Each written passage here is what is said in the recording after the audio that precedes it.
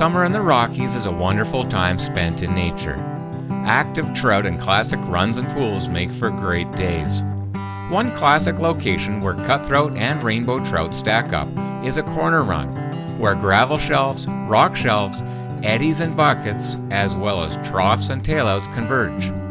Working these micro trout lies is far more involved than most people give them credit for, and requires subtle movement and in-depth controlled casting and mending in order to be most successful.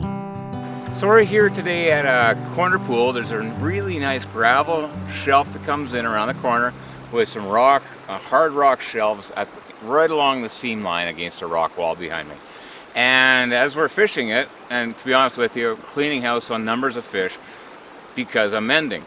A lot of people struggle with various current seams and directionality of currents because they're not used to the finer details of mending on these waters. What you can get away with, what you can't get away with, and how to do it subtly without creating all sorts of movement in your fly line, your leader, and your fly. And if you do any of those things wrong, you're pretty much sunk before you even get going. So let's have a look at some of the finer details of the different breakdowns of a simple corner pool on a cutthroat trout, rainbow trout, and whitefish corner pool, and see how I went about catching these fish. Okay, so today with this, because I know that there's golden stoneflies, there's yellow sallies, there's PMD mayflies, there's green drake mayflies, and some caddis. Well, I'm going to go kind of in the middle of everything and just use a little stimulator. And that's on about a 12-foot leader down to 4X, I believe. And then all I have is about a 2.5-foot dropper to basically just kind of a crystal flash size 12 tungsten beaded pheasant tail nymph. It's that simple, and we're just going to work the edges of all the structures and seams in this run.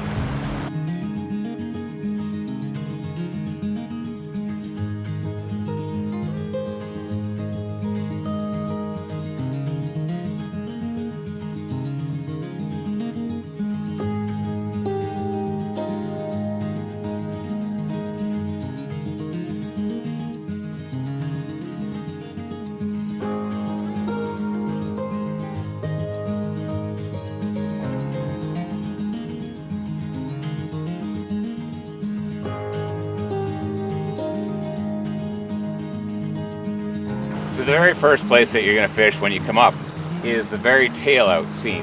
And at the very back end, about 3/4 of the way through the run, there's a little back eddy that starts to go back to the head.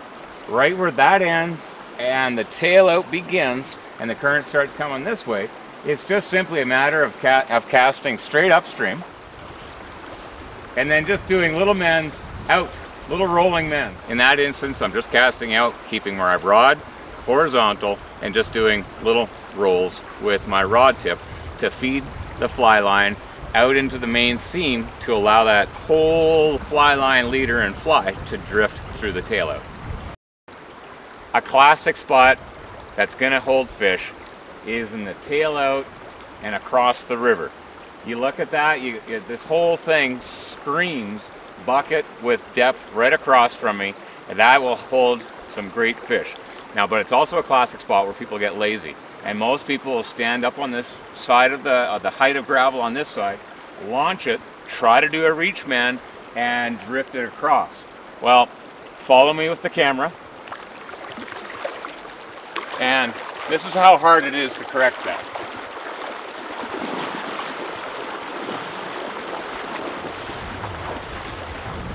And I know I'm a long way for audio, but now I can fish this and barely have to mend at all. So that all is to simply say that your number one mend is your feet. Move into position, and guess what? Now you're straight lines, straight lines, straight lines. Your cast, your mends can be simple right here. They don't have to be high stick, they don't have to be reach. No, eliminate all that by walking across a knee-deep tail out and make the cast. And when I first walked in here, I got a nice 16-inch rainbow from there. Okay, so now we're at the point where things start to get a little bit interesting.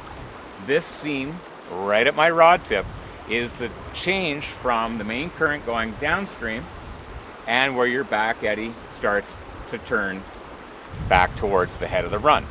And that happens simply because, you know, water flows in straight lines and it also fills a void. So as it comes around the corner, it has to suck water back to fill that void. And when that happens, you get a seam right here. All we have to do in that instance is cast just upstream, just have to cast upstream and just do a little mend, downstream mend, and let that fly drift right through that seam. Because that's a prime fish holding lie right there. Oh, I just had one. Yeah, there you go. Okay, so I've stepped up the run a little bit here, but it's the same concept. This is at the place where you can start to think about looking at the head, but that's a long cast. At this point, I prefer, because I got about a 12-foot leader, I like to cast, what is that, about 7-8 feet of line. So that becomes about a 20-foot cast from my rod tip.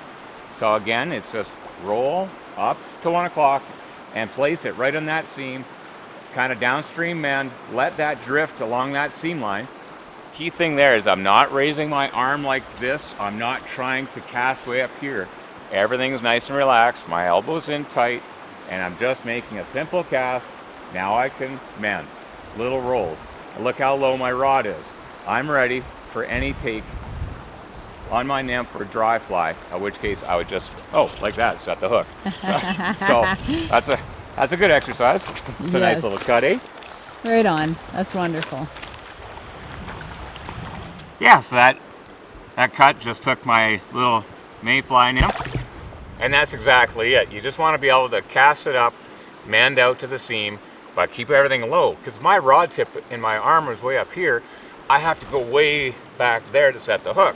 Well, if you cast, keep everything low, roll, roll, roll, mend, then it's just a matter of bloop, set the hook, and guess what? You got a tight line, you got the fish.